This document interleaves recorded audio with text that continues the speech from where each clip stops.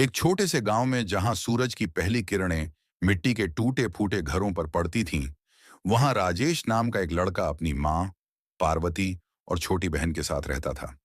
गरीबी उनके दरवाजे की सबसे पुरानी मेहमान थी।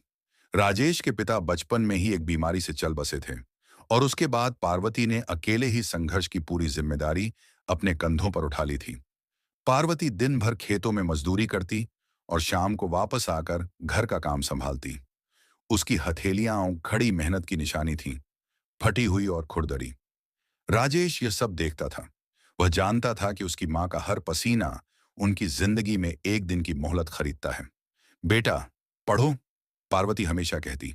हमारे पास धन नहीं है, पर ज्ञान हमारा सबसे बड़ा धन है। राजेश पढ़ने में बहुत होशियार था।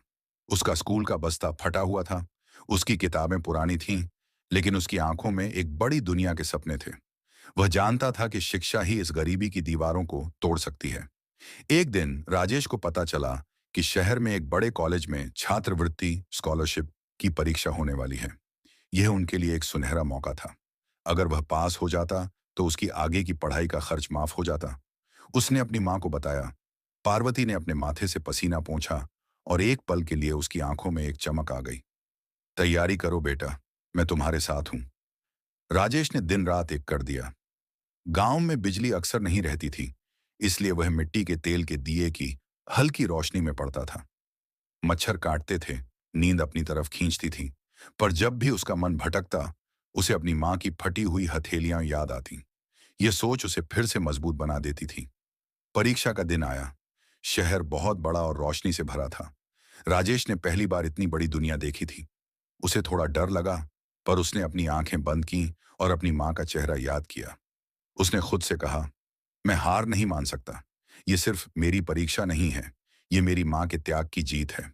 कुछ हफ्तों बाद एक लिफाफा उनके घर आया। पार्वती का दिल जोरों से धड़क रहा था।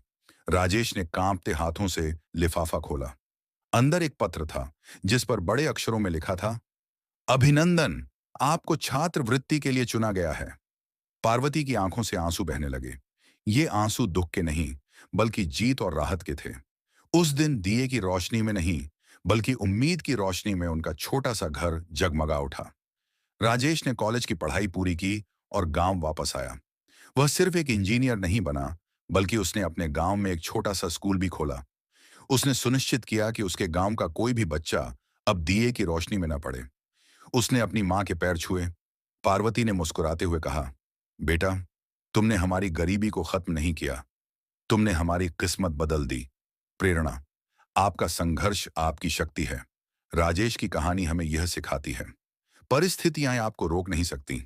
आपकी शुरुआत कहां से हुई, यह मायने नहीं रखता। मायने यह रखता है कि आप कहां पहुंचना चाहते हैं।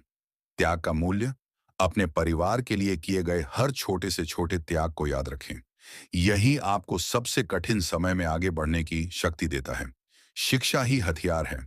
जब आपके पास दौलत न हो, तो ज्ञान आपका सबसे शक्तिशाली हथियार बन जाता है। इसे कभी कम मत आंकिए। यह कहानी आपको कैसी लगी? क्या आप चाहते हैं कि मैं राजेश के कॉलेज के दिनों की चुनौतियों के बारे में बताऊं या कोई और प्रेरणादायक कहानी सुनाऊं?